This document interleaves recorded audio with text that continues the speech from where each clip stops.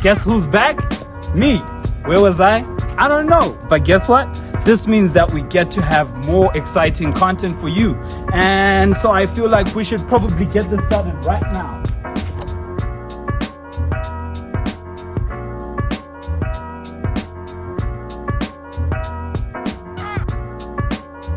Today, you join me for a conversation with a brother, a friend, a colleague, an advisor.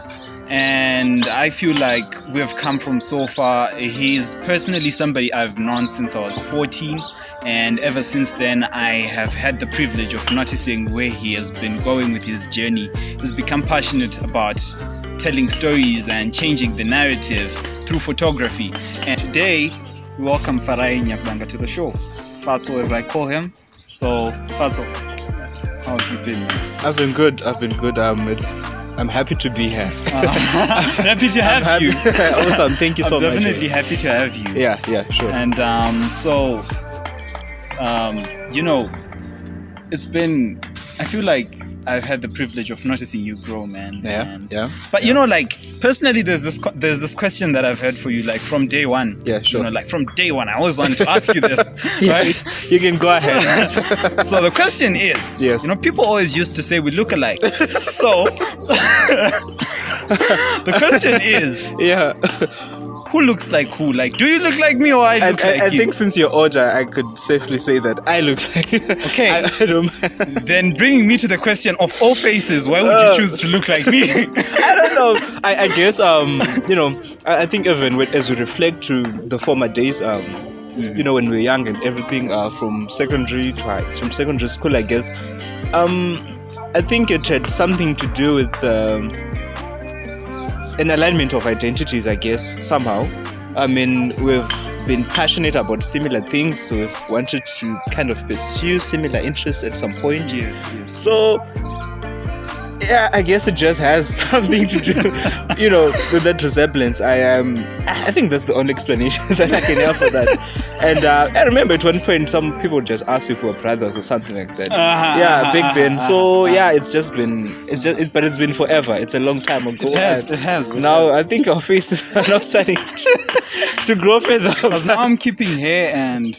Yeah, and I'm not really into hair anymore, so I guess a lot of things have changed along the way. Yeah, but I guess there is still that alignment of identities that allows us to relate. So, given that question, I would want to ask you. Yes. Who is Farai in 3 sentences? Who is Farai in 3 sentences? I would like to say that Farai is just a young man from the hood who's just passionate about storytelling and changing the narrative. For me, I can resonate with a lot of things, but there's always been this one thing that's just been able to stick on me for a while, and that is my passion for pursuing storytelling in a way that is different to what we see on the conventional industry. So basically that's just it. That's how I'm identifying myself now. And I've also noticed that with time, as you grow, somehow there's an evolution of identity, I guess. There's some things that we thought we'd be doing right now that exactly. You see? Yeah. So I guess as you grow and as you have more exposure, a lot of things start unfolding even in ways that you could have never expected. Yeah. Like so at the beginning. Yeah. I guess we still have a lot to learn also from that.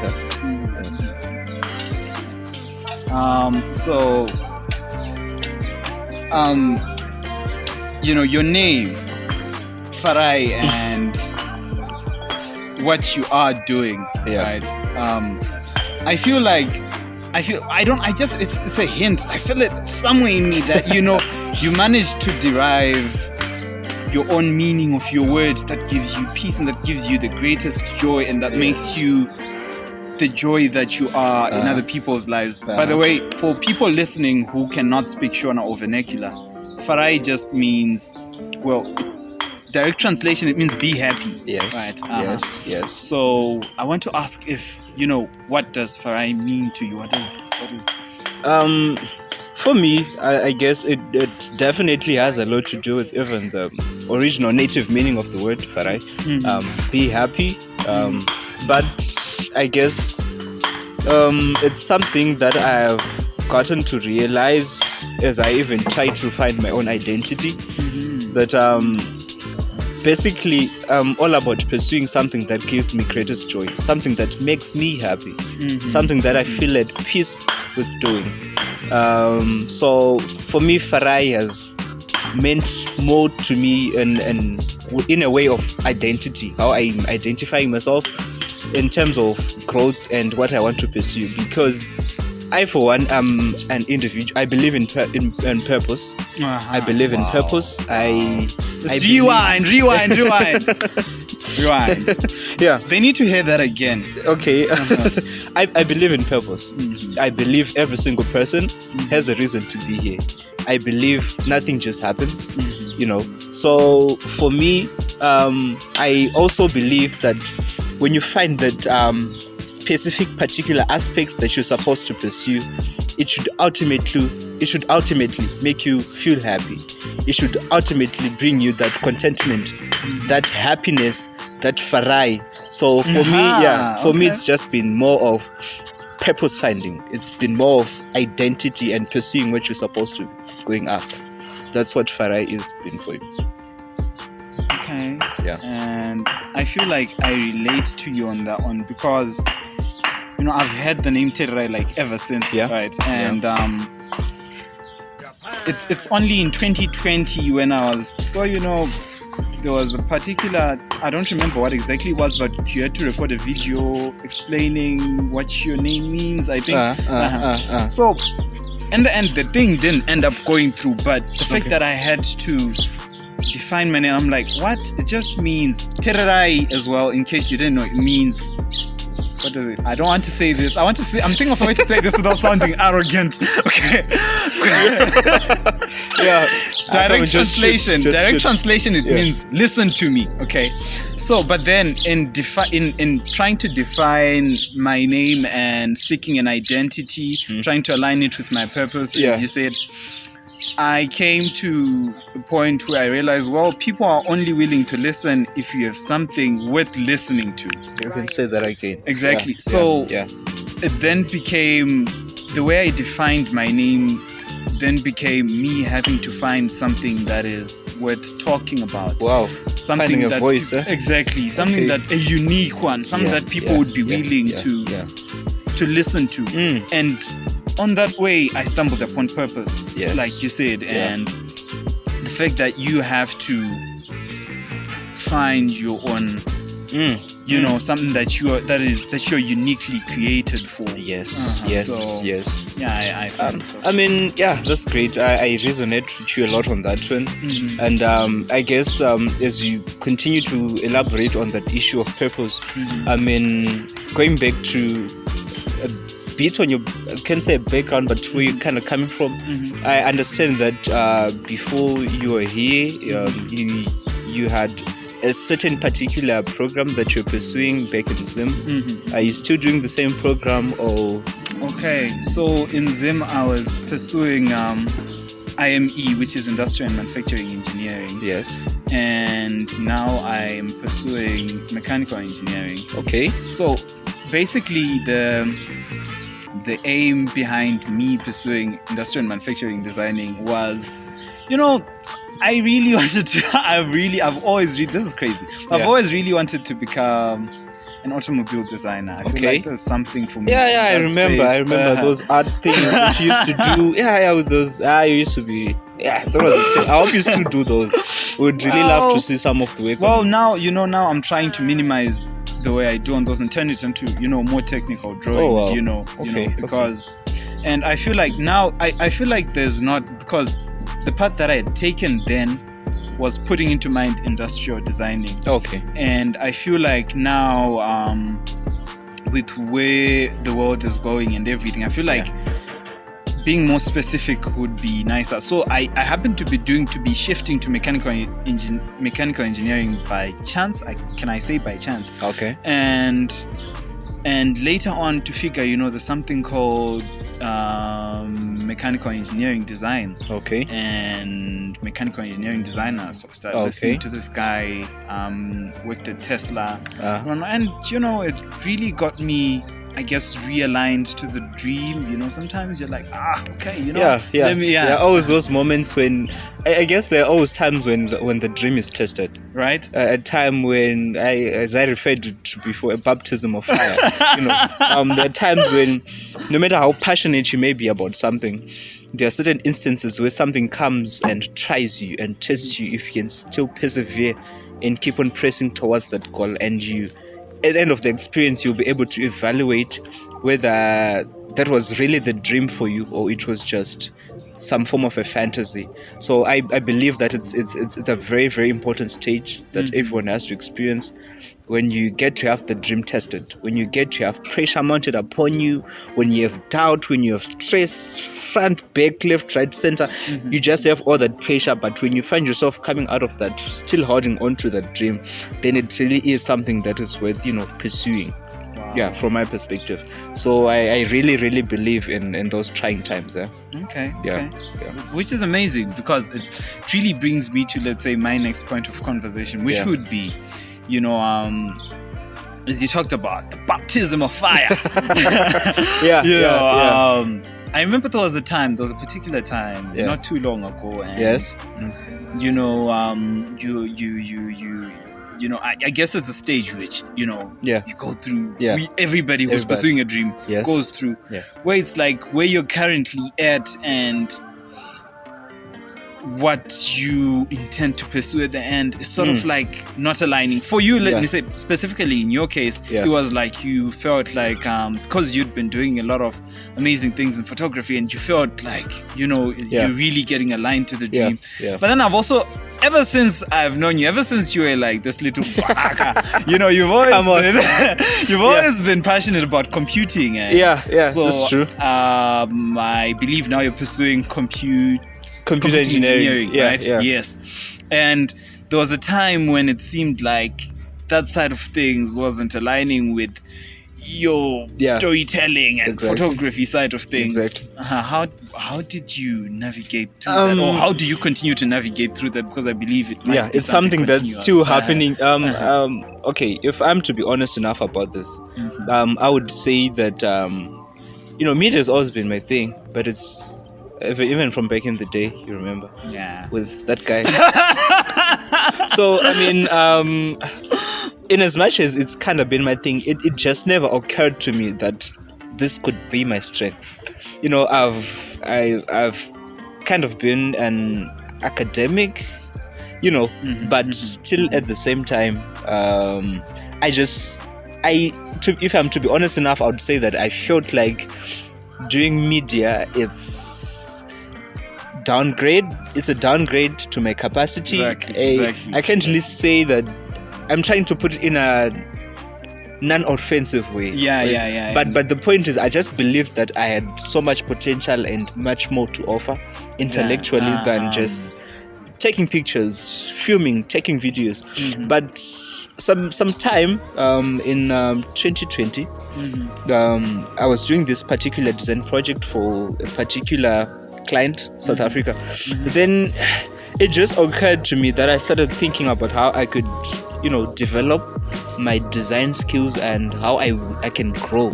And as I was doing that brainstorming exercise, it just occurred to me that, you know, why not just film? Why not just start shooting? Why not just get more experience in digital cameras and everything? And it was at that point that it occurred to me that, oh, flip, I used to do this a lot when I was in high school. I mean, we even started a club, you know, the first ever, and today it's still running, you know. And it was at that moment when I was like, but this has always been there, you know. So I started trying to pursue it, but at that time now I had already started a degree program in computer engineering. For me, I chose that field because I've always been good at computers. Okay, let me say this. Okay, 40, like Form 1 to 4, that is like since he was 14 till he was 17, always got the computers prize. Nobody could challenge the guy.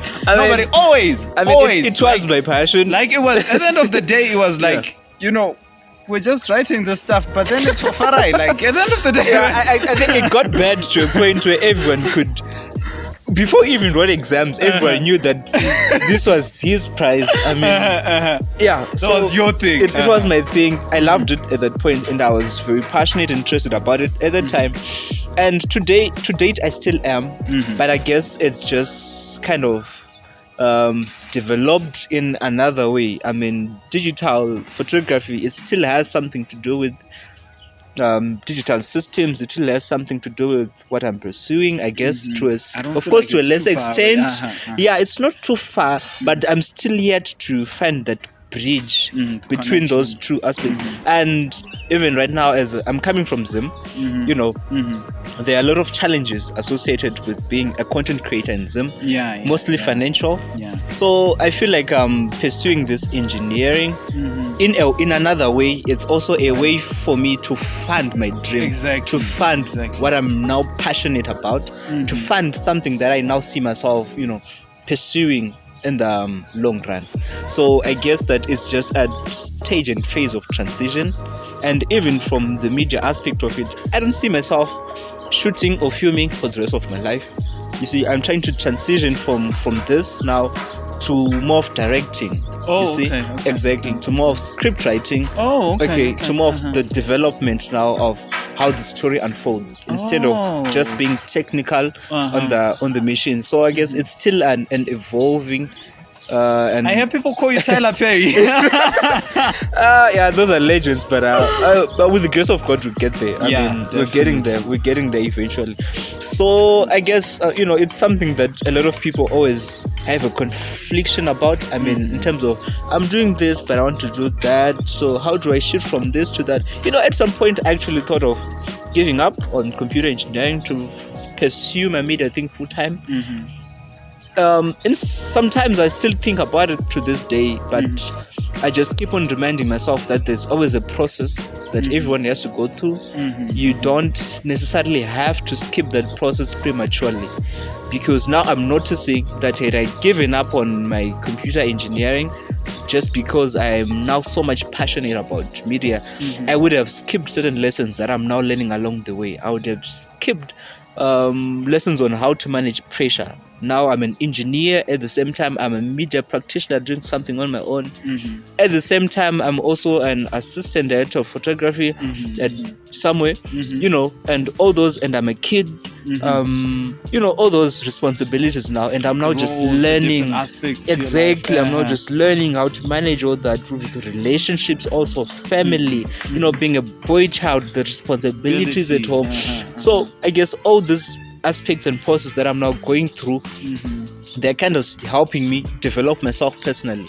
You know, I really believe that you never grow, even your business, beyond your personal development. You cannot go on from the point you are, from your point of ignorance, and think that you are just going to build a multi-billion-dollar business. You know, in your state of ignorance, you know, it doesn't work. My mother has been in marketing or sales ever since I remember, and she has always said that you can't sell beyond how you sell yourself.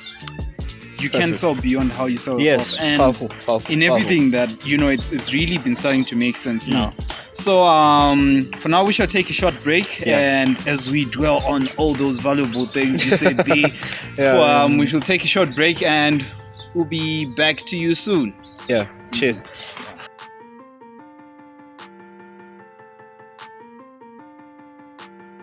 I think for now we've had a very interesting conversation, you know, about where we're coming from and where we're going. But in the meantime, I'd like to dive back a bit and ask on a personal level. I mean, how the transition has been for you, having experienced both the Zimbabwean and the Namibian system. You know, academically, in as far as education is concerned. I mean, exactly. How has it been? How has the transition been? What have you learned? You know, something like that. I guess you could just with that in mind, what have I learned? I've learned a lot. You know, as for me, you know, I guess one of the biggest things is exposure. it's exposure. And what that exposure did to me, when I'm talking about exposure, okay, before we get to academically, okay, to be brief, when I'm talking about exposure, what I'm talking about is, seeing somewhere where, you have somehow the means to, I'm not saying it's perfect, but I'm saying somewhere where you have the means to perhaps do a little with perhaps the dream. Okay. Get what I'm trying to say? Yeah. Like, I don't think personally, for some reason, I don't think if I was in Zim, I would have managed to be having this conversation right now. Yeah. Yeah. And I guess that also makes you realize, being away from home makes you realize the important things from home, and that is family, and the comfort. I feel like we undermine the comfort of growing under your parents' house. Okay. I feel like we undermine that. Then academically, I feel like education-wise, I feel like I was at another tertiary institution beforehand, so I got to experience that, and then I got to come here and experience something else here. Exactly, and I feel like out here they make it a bit more exciting to learn. Okay. They make it a bit in terms of the approach that they use to education, or.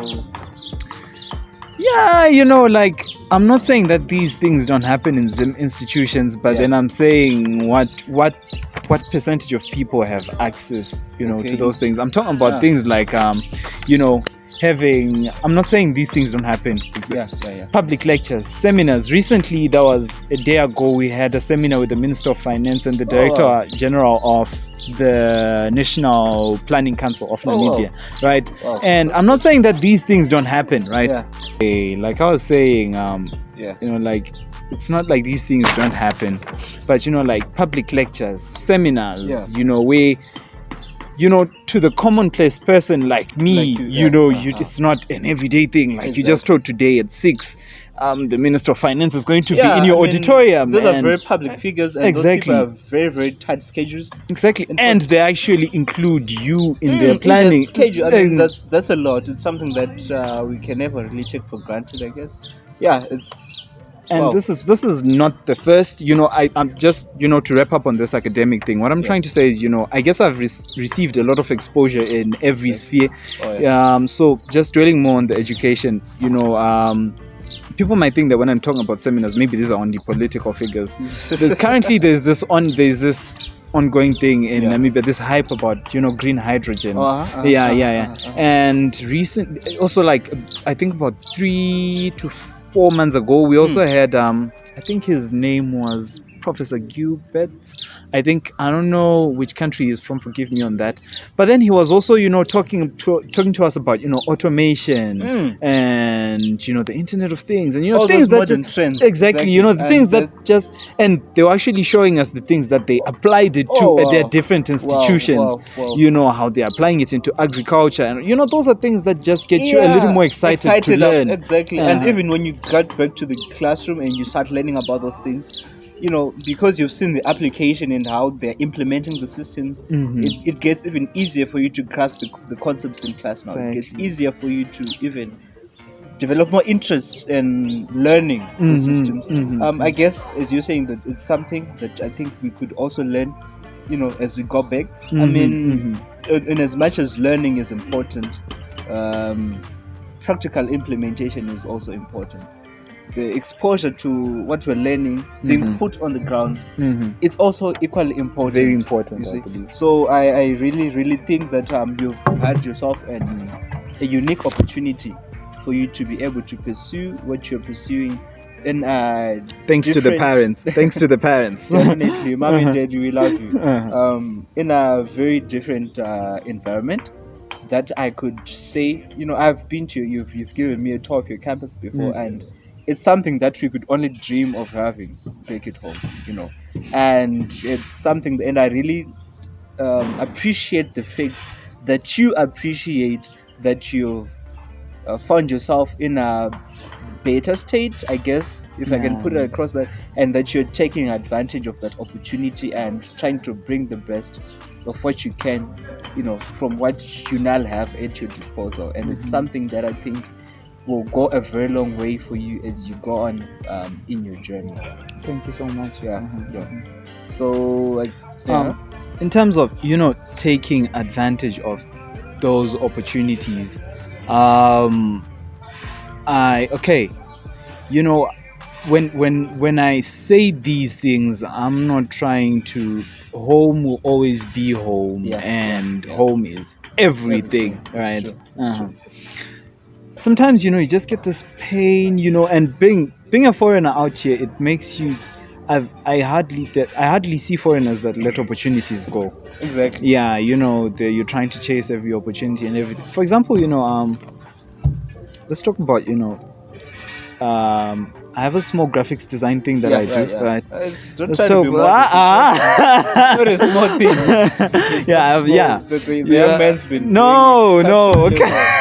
Even I myself go to him for inspiration. He does well, and I even appreciate. I'm sure he is even doing a rebranding for my personal endeavor. So it's something that I do not take lightly. I mean, to trust someone's perspective on your own personal brand. It goes on to show how much I have confidence in his creative ability. I appreciate you. Yeah, also I appreciate that. Yeah. So talking about that, right? You've done design back home. Like design back home. You give someone your prize, and no matter how good you are at what you do, you give someone your prize set and whatnot. And I guess also it depends because there are people back home who are in these spheres that we are having, right? Because they've had exposure to more. Growing up, they've had a more comfortable life. Exactly. So to us, growing up, I don't think we have had too much of that. We haven't had too many favors done to us, and every connection you make is. I wouldn't want to say it's because nobody's self-built. Personally, I'm a believer in faith. Yes. So and I don't believe. But then let me say, because I say that, let me say that every connection you get to have is divine, and it's something you really want to have. Because when we talk about doing graphics design back home, you can't set a price point because somebody will tell you that I know somebody who can do that for $1. You're charging $40 for a logo. I mean, you're charging this much for ABCD. I mean, I know a guy, just down the street who can do the same. And I feel like Zimbabwe is too rife with skill, and the competition is. Yeah, it's on another level, man. It's but at the same time, I've sort of realized that sometimes, personally, I believe in charging my word. When there were times. Okay, wait. Before we go there, allow me to ask, right?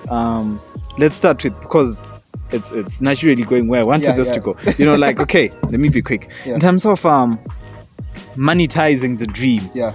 By this, I'm talking about funding it and setting the price point such that you don't go hungry. There are people out there with talents that are going hungry.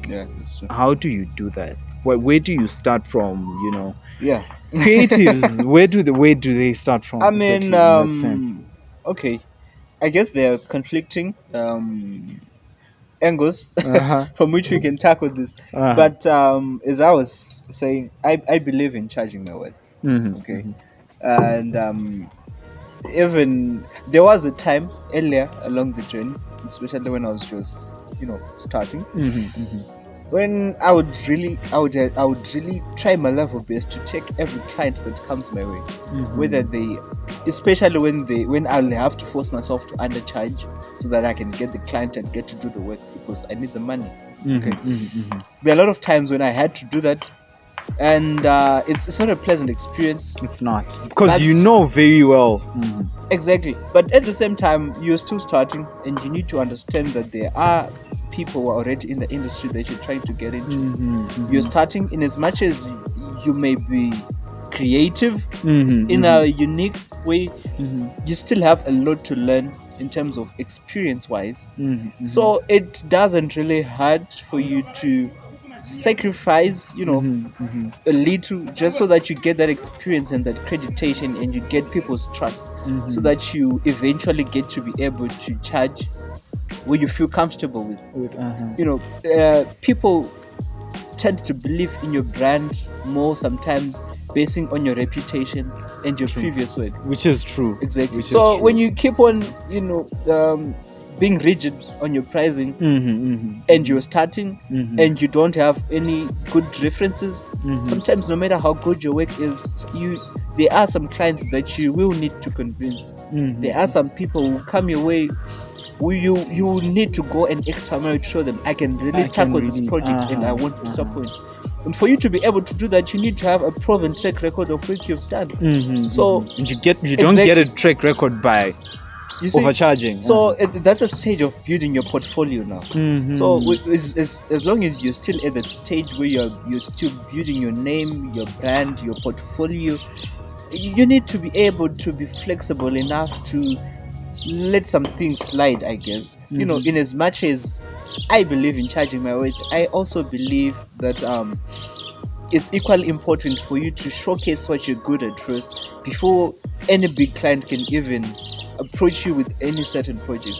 Sometimes you need to convince the market that you are the person to go for their particular specific needs, because remember, there are also so many people who are doing that, so many proven brands who have past that stage of trying to prove their worth. So I believe it has a lot to do with the stage that you're at, in your skill. That kind of determines how much you can charge, and even the type of clients that you can attract. And sometimes some of the mistakes that we make as let's say you're from the hood, let's say for example you're coming from the hood, and sometimes your exposure might be limited, your exposure might limit your market to people just in the hood. So you see yourself maybe charging less depending on your market, but you see your skill and you see, but there are so many people uptown who I can do this better than. So I guess as you grow, you now start finding a way to develop yourself so that you can also attract that market that you can ultimately charge your worth, because there's nothing as exhaustive as doing something that you love but not being paid enough to do it. In as much as I believe in passion, in as much as we believe in doing something that fulfills us, there's also brain drain. It's a reality. There's also fatigue. It's a reality.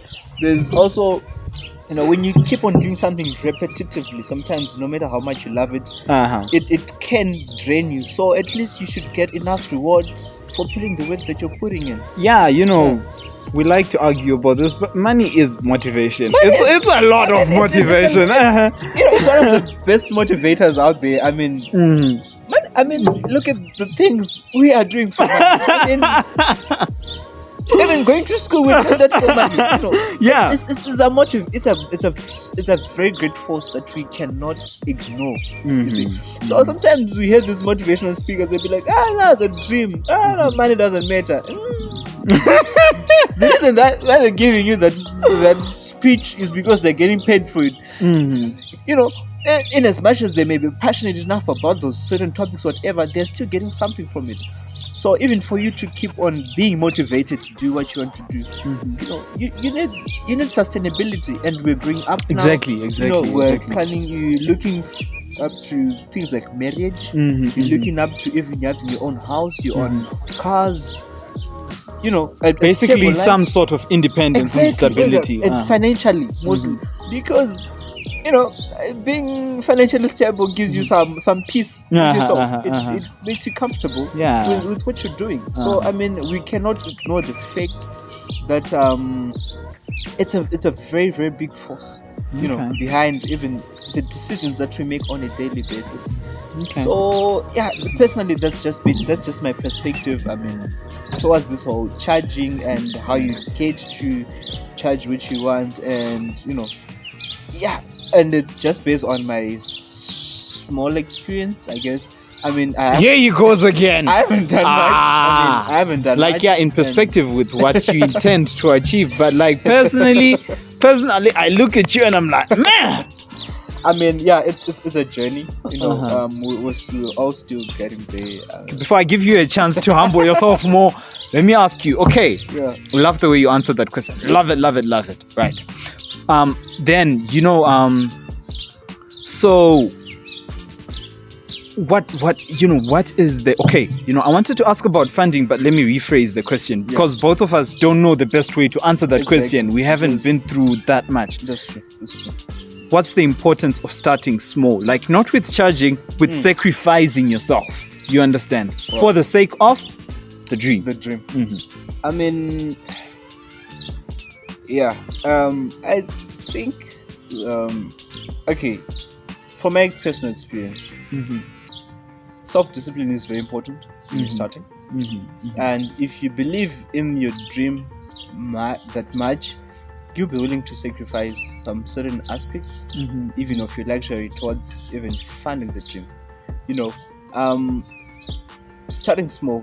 Okay, giving an example of myself, I would say, I mean, I'm coming from a place where I'm pursuing something, and for me to be able to pursue that, I've had to sacrifice even money that was supposed to go towards my personal welfare.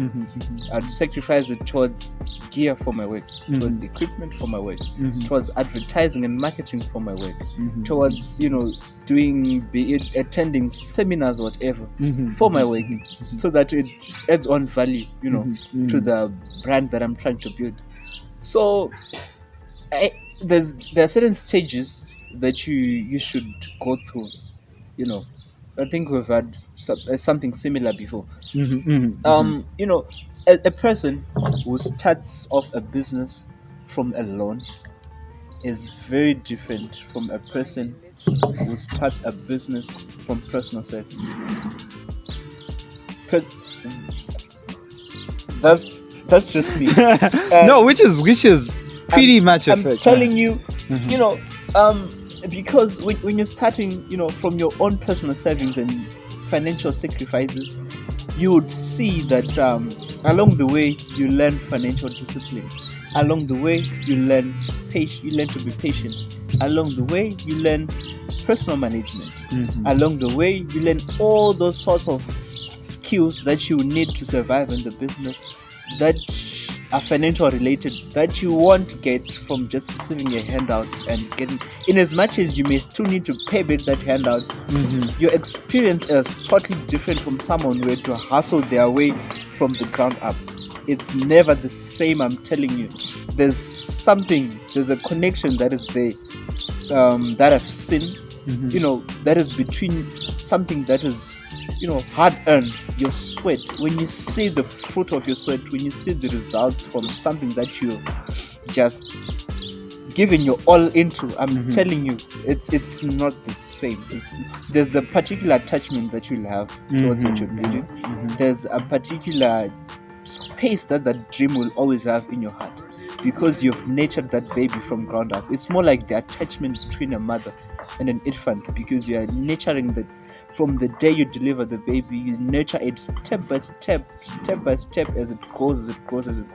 So it's different from adopting a kid. I'm not saying that, yes, there's still a parental process involved, but having a handout, you're starting from somewhere, and that is definitely not the ground up. In as much as you may be receiving the handout to build something from ground up, the way you get that capital is, I believe, is equally as important, as where you intend the dream to go. Okay. Yeah. No, as we dwell on those nuggets, we shall take a small break and catch you in the next segment, which should be the most fun, I believe. But anyways, yeah. Ciao. Most fun. Yeah.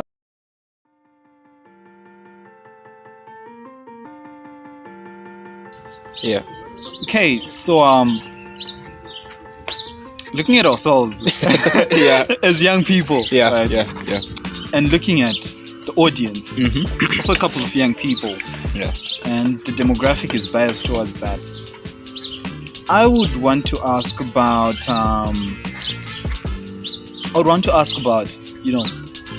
the relationship side of things, dating specifically, you know, and what effect does dating have on the dream? Exactly, in your view. In my point of view. Okay. I think this is a very a very critical question, I guess, because it's something that almost every young person goes through. Every young person with a dream, at some point they have kind of had to juggle between their person and the dream, between the person that they want in their lives versus the dream, you know. And from my personal perspective, for me, my dream is, I've always viewed it as something that is bigger than me, something kind of divine, you know. Same as. So I think it's the same for everybody who views things from a purpose kind exactly of from a purpose perspective. So I mean, because I view it as something that is bigger than myself, I believe that there are certain compromises that I have to make. Of course, it doesn't involve celibacy, but but I mean, you know, if it means that much to you, then you should be able to manage certain things in a certain way. What am I saying? If you, I love the whole professor like note that we just got to it now. I mean, you see, if you find yourself in a relationship, kids, are you listening? If you find yourself in a relationship, let's go. This is no under 18 type of conversation. I mean, you know, so as I was saying, if you find yourself in a relationship that drains the energy that's supposed to go to the dream, then I don't believe that relationship is sustainable enough for you in the present and also in the long run, especially if you ever see yourself pursuing the dream and achieving it. You see? Exactly. So I mean, I believe a partner that you choose, be it even for courtship before you even go to marriage or whatever, but even dating, even at this age or something, it has to be someone who complements your dream, someone who doesn't drain the motivation from you as far as the dream is concerned, someone who helps you push your creative boundaries, someone who helps you, you know, challenge yourself, you know, in a way, someone who, when you feel at your lowest and you don't have motivation to it, they should be able to tap into that aspect of you that gives you that motivation and revive that energy for you to keep on doing what you love. They shouldn't make you choose between them or the dream, you see. I remember one time, you know, like, just clicked something you once said. It was about like a year and a half ago. You said being in the wrong relationships delays you getting to the, I think I kind of rephrased it, but it was something like that. Something like that. And I appreciate that, you know, with in respect to what you're saying, which is also very true. And I'm just saying. And even for me, I'm a Christian. My spiritual mentor, he mentioned something so profound, something powerful that stuck with me. He said, recovering from a wrong career is easier than recovering from a wrong relationship. You could always bounce back from a career, but relationships, they can have such tremendous impact on your life that it may be nearly impossible for you to get back to a state that you were before that relationship. So I believe there's so much thought and intention that has to go into choosing the person that you want to be with, be it short-term wise or even long-term. That's why, you know, I've never understood what people mean when they say, you are young. What do you mean? Why are you trying to be too, like, you know, like, people expect us to take things lightly. And taking dating is just dating. You could just go just dating at the end of the day. Plus, personally, I believe that, with every single person that you're involved with, there's a certain aspect of yourself that you lose to this person. And there's also a certain aspect of those people that they attribute to you. So if you see yourself always getting in and out, in and out, in and out, they are so passive. You end up losing yourself. You know, that's the thing. Actually, there's I'm also a Christian, and there's this guy who says the truth. You know, it hurts sometimes, but it's the truth. Yeah, it's true. You know, his name is I don't know. You should know, Pastor Mike Todd. Yeah, Mike Todd. Yeah. Especially on his Instagram and those short reels and that guy is just that is the thing though, and it's like that thing that you just said about like losing yourself. Every time you get into a relationship, you're leaving people with pieces of yourself. At the end of the day, you are not. So with that in mind, what do you think about anyways, this is just our view, and we're not trying to criminalize exactly we don't mean to it's entirely from our personal perspective, and our own personal little experiences that we've had we still have a lot to learn and if something comes up along that way that makes us change our perspective, then because the importance is learning, exactly we're still undergoing a continuous process of even discovering more about ourselves and so I also believe that since we have made this on camera, if we ever learn more, we should also continue to do that, and we keep on updating the conversation. At that point I used to think that, but now I'm getting to realize that as I grow, this is so that's very important. You're saying? I was saying that what do you think about just taking a relationship or dating as just dating casually? I think it's one of the biggest mistakes that we're making as youth these days. My perspective. Okay. No, because our perspective. I mean, our partners, they have a very tremendous impact. They even have sometimes the power to change our perspective towards certain things, even family-wise, spiritual-wise. You could be easily influenced and, what do you call it? When someone is changing your perspective, I guess. Okay, let's just put it as influence. You could easily be influenced by your partner than by someone else, because imagine there's emotional attachment to the person. So you tend to listen to that person, because they have a special place in your heart. So even they could easily manipulate you, somehow, in a way, if you're not strong enough. So there's a lot of manipulation. Exactly. There's so many things that so many people out there used to think are important, but at the moment they entered in certain relationships, they started sacrificing and compromising on those values and qualities bit by bit. Suddenly it doesn't look as important because the moment somebody says the thing is, sometimes the societies we grow up in, they make us feel bad for developing. Exactly. And I feel like most of the times, if you have a dream, you're going to meet a partner like that, who's going to make you feel guilty for pursuing what. And at the end of the day, say, no, I'm not trying something like that. Because I feel like it is almost every woman's desire to be desired. I mean, you want your significant other to value you, and even from a man's perspective, you don't want a person who doesn't really value your presence, even physically and emotionally. So, sometimes we get so drowned in our work that we tend to forget even the people that we're working for. Sometimes we get so drowned and caught up in what we're doing, such that we even forget the things that have, our motivation to do those things in the first place. Why we're doing those things. Exactly.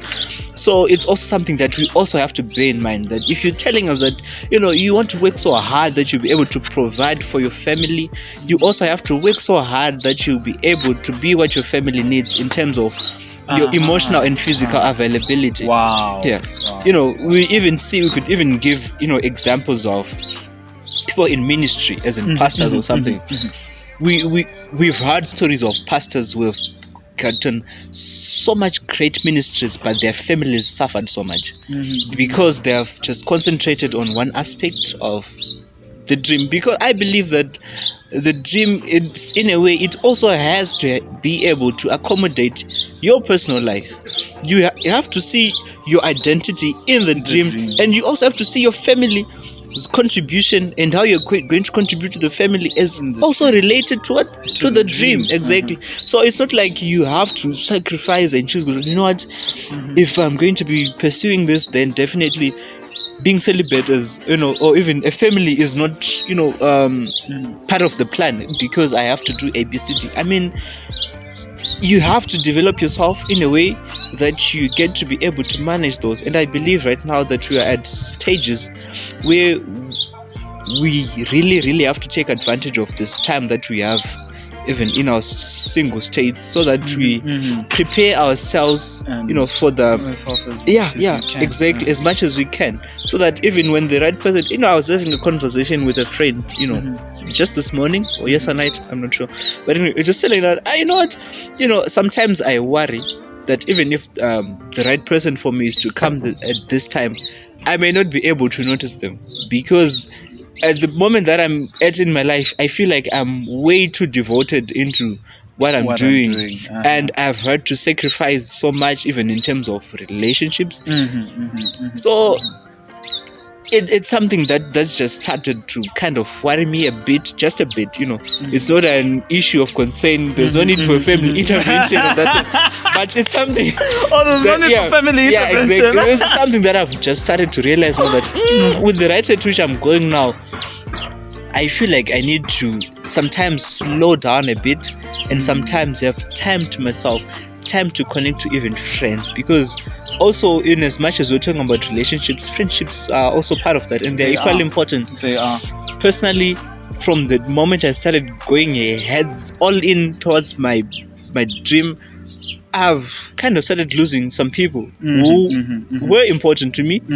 Some for good reasons, some because of me. I mean, maybe sometimes my treatment towards them changed because I don't know, probably but compromise. Exactly. You see all those. So at the end of the day, it's not always a matter of if they are really for me, they will stay. Yeah, you plus also have to work towards that. To put in the effort. Exactly. Because as we are saying this, it might seem as if we are saying that only your expectations have to be met. Remember that the other person has expectations too. Exactly. And they also have a dream. They're also going after something. It's not just you. You're not an island. You also need those people.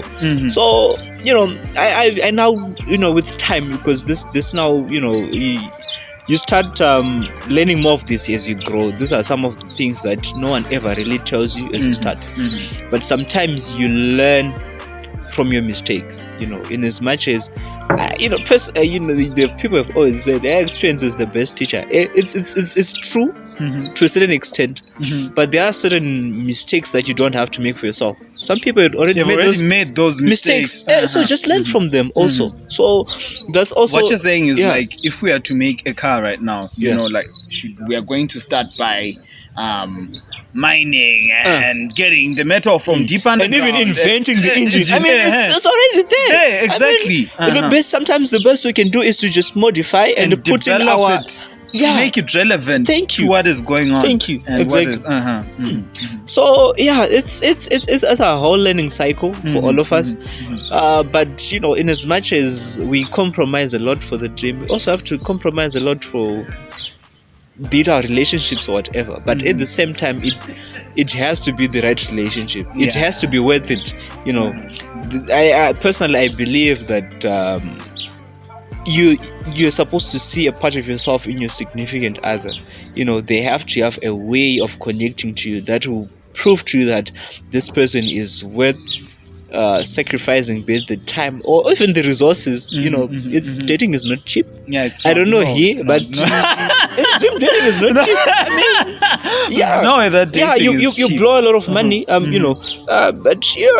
that is the compromise, the sacrifice. You see, but it should be more like an investment, I guess. I mean, it shouldn't hurt you to sacrifice for someone who means that much to you. It should. So as long as the person has been able to tap into that part of you, I believe that there's no harm in doing that. But I also believe that you have to develop yourself first and prepare yourself before you try and drag people along with you, because Yeah, it's a whole scary dating world out there, man. I mean, a lot of things could go wrong, and I think one of the last points I've always had, it's just a general point towards us and the way we perceive relationships in general. I've always told some couple of friends that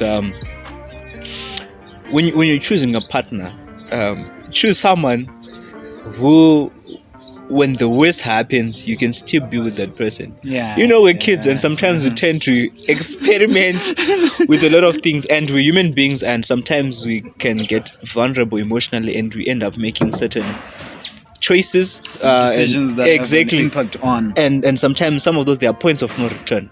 So I always advise you that you shouldn't take these things too casually. Be with someone in a relationship that when the worst happens, you could still see a future with the person.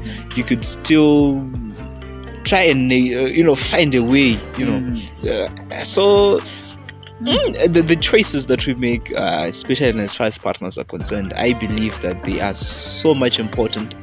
I mean, I don't know. It's just, again, it's just our perspective. Yeah. Exactly. So I guess, this is just our perspective. It's nothing much. It's nothing much. I mean, we're inexperienced in a lot of this, but the thing is, I feel like, okay, last question is what I had you talking about your mentor. Yeah. I believe mentorship is important. Yeah, that's true. So my question is going to be in two parts. How important is mentorship, and how do you find the right mentor? Right. I don't know. Should I tackle this? I think I would tackle this from both a general perspective and Christian spiritual perspective. I guess. As I believe mentorship is very important. Mentorship is crucial. Mentorship is key. And I believe, that mentorship is not a one-size-fits-all type of approach. You can have a mentor in business, and that mentor might not be the person you need towards your spiritual life. May not the type of mentor you need towards your, romantic relationship life. You see, sometimes we try to force people into becoming what we want them to be. So I believe that mentors, they apply differently to different aspects of our lives. But still bearing that in mind, on the importance of a mentor in the first place. I believe mentorship, they are a very critical and crucial aspect towards even self-development and towards fulfillment of the dream, because most likely you're going to choose a mentor who's in a place where you want to be, someone who's experienced what you are going to experience, someone who's been where you are right now. So I think it goes on to the point that we mentioned about mistakes, that some of these mistakes we learn from other people's mistakes, and your mentor is someone who's in a better position to tell you that in this journey I experienced ABCD, and I wouldn't want you to go through ABCD. So I guess you can avoid ABCD by doing ABCD. You see, all that, and ultimately mentorship now it even speeds up your process, towards achieving the dream, because you now have less obstacles in a way, in the sense that some mistakes that you're supposed to make, you've now found a way to navigate around them. Some stupid decisions that you could have made was you on your own. Your mentor, by being where you want to be and having gone through what you are going through right now, they ultimately help you skip all those and find easier and even more efficient ways of navigating through certain obstacles, you see, that you can face in the way. So ultimately I believe that every single person needs a mentor in certain aspects of their lives that they deem important to them. You see, but at the same time, there's no one knows everything. I feel like it's okay to take some things, it's okay not to take in some things. There's also need for that emotional intelligence, I guess, and even that maturity for you to be able to know that in as much as I believe this person is more experienced, I feel like for this aspect, I believe there's nothing wrong with that. Exactly. You also need to be open-minded about certain things. You don't just take everything in, so plus also relevance. Some of these people, the times that they went through some of these things, it's a different landscape now, you see, and it doesn't always mean that they know best, they know everything. You take what you can and you sift what you feel like this is not. So yeah, I believe in mentorship, and I believe that every young man should at least have an opportunity to sit under someone who is in a place that they want to be in the near future. Yeah. Okay. No, that is very valuable. And so okay, quick one. Yeah. Did you have something for me? No, I mean, personally, have you ever thought about mentorship? I mean, have you had a mentor before? Well, no, not really. But then I believe in mentorship too, and I believe that it's something that I need on my journey. It's something that I have to look towards and look. You know, sometimes as well. You know,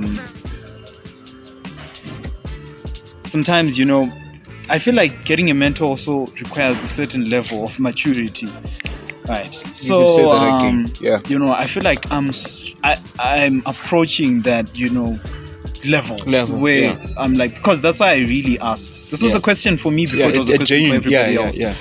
So that's plus I think that one of the most difficult parts is even finding that mentor in the first place.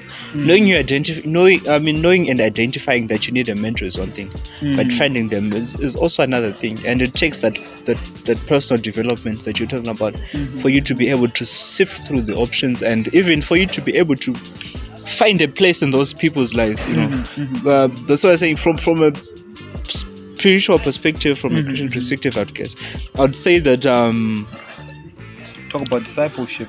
You see, and I believe in being guided by the Holy Spirit, and for every decision that I make, I pray for it.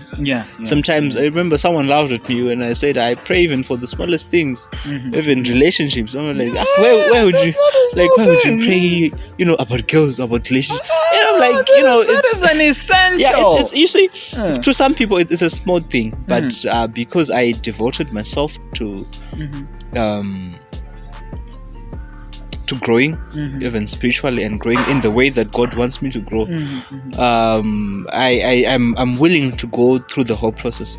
It doesn't mean that it will be easy, but I'm more at peace when I go through something, when I know that I've talked to God about it, when I know that I've prayed about it, and when I know and believe and have faith that for everything that's coming my way, I believe God has a plan for it, and I believe something is to come out of this that will ultimately help me in the longer run or for the bigger picture.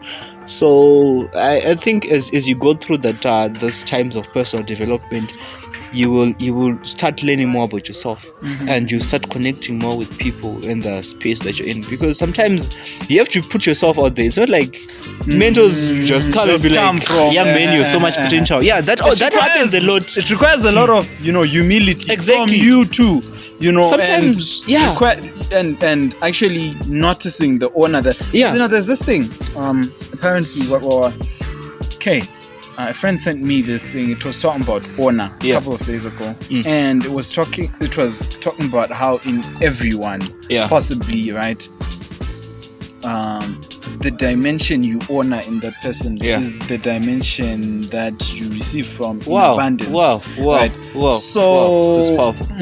So the moment I see someone and I decide to judge them and to be proud and to post myself, you never receive something from that person.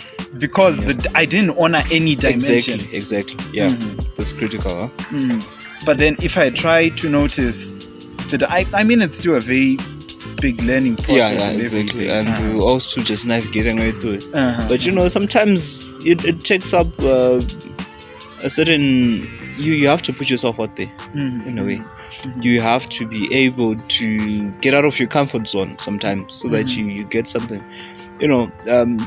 Sometimes a mentor can identify you, but in some of the cases you'll have to work on yourself in a way that someone will actually notice you, and so that when you eventually approach those people, they will have a reason to choose you over everyone else. Because for most of these mentors that we're looking for, some of them, they are very established people. Yes. Some of them are people with big tight schedules, and there are people whose access is very difficult what to makes have. you worth their time? Exactly. Like that. What makes in as much as in as much as you want to learn from them, you also have to have something to offer to them, be it peace of mind, be it assistance, be it help, and sometimes you have to be willing to work for free sometimes.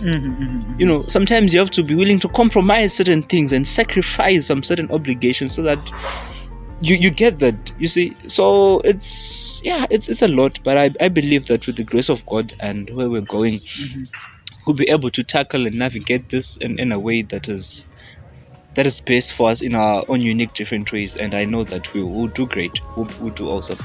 So I think this has been quite an interesting conversation. As we reconnect after how many years? I don't know. A few. Three. I last saw you in January 2019. 2019, exactly. Yeah, January that's like almost 3 years. That's 3 years, more than 3 years ago now. Yeah. And a lot has happened along the way, and it's just refreshing to still see that even after all this time you're still able to connect on a personal level and relate, and it's just been amazing. So I believe personally I'm looking to have more of these conversations. Definitely. And so it's been quite an honor. I mean, you've done great with these episodes and these informative sessions. I'm telling you, it's something that is just inspiring, and the way you want to put the messages out there, the way you want to share a voice from your unique perspective. I mean, which is very it's a lot, and it costs a lot, and I really believe in your potential, and I know you do great, even as you navigate toward this new landscape. You build the connections to our kids. It'll be like, Uncle Terry, it's good. At least I have someone in the diaspora now.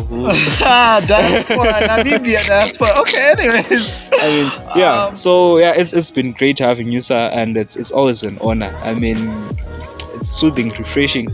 Sometimes you could go on. Why are you finishing all the words that I wanted to say? It's like you're on a marathon. I know that if I hadn't said this, you'd have said it. So I had to say it before you, because I know you. This guy. It's just been amazing. I believe that, of course, because of the time constraints, but then we would be having more of this, I'm sure. And looking forward to navigating some other juicy topics. Yeah. Because I believe there's more topics that we kind of held back because of. Yeah, but we're getting there. We're getting there. Yeah, I believe so too. And so personally, I would like to thank you for saying what you didn't say, because the rest of the things you already said. So personally, I would like to thank you for being here, and it's an honor to have you. And it's been, when I say this from, even my parents know. Yeah. I look up to you. We look up to each other. And it's been an honor seeing being able to be, part of people who've seen you grow the dream. Yeah. I think we should call this conversation the dream. The dream. Because almost everything that we've discovered, it just resonates around the dream. So I think the dream. Huh? Yeah. So. But it's just been amazing. These moments, I guess these are some of the things that you kind of take for granted. Exactly. It's just refreshing to just... It's not every day. That you get to talk and... Even us, even plus with a lot that's happened to us as you've grown and everything. It's not easy to find someone that you can resonate with. Because people have gone into... we've gone into... Before we start talking again... Thank you guys for watching. Please like, comment, subscribe. Is there anything else that I have to say for YouTube? No. Please comment. Okay. Let's ask questions. Like, comment, share. And even if you have questions, drop those questions in our DMs, in our chat box, on the comment in. We're going to put both of our IG handles down here. And please, engage. Engage is always saying. So thank you so much. Peace.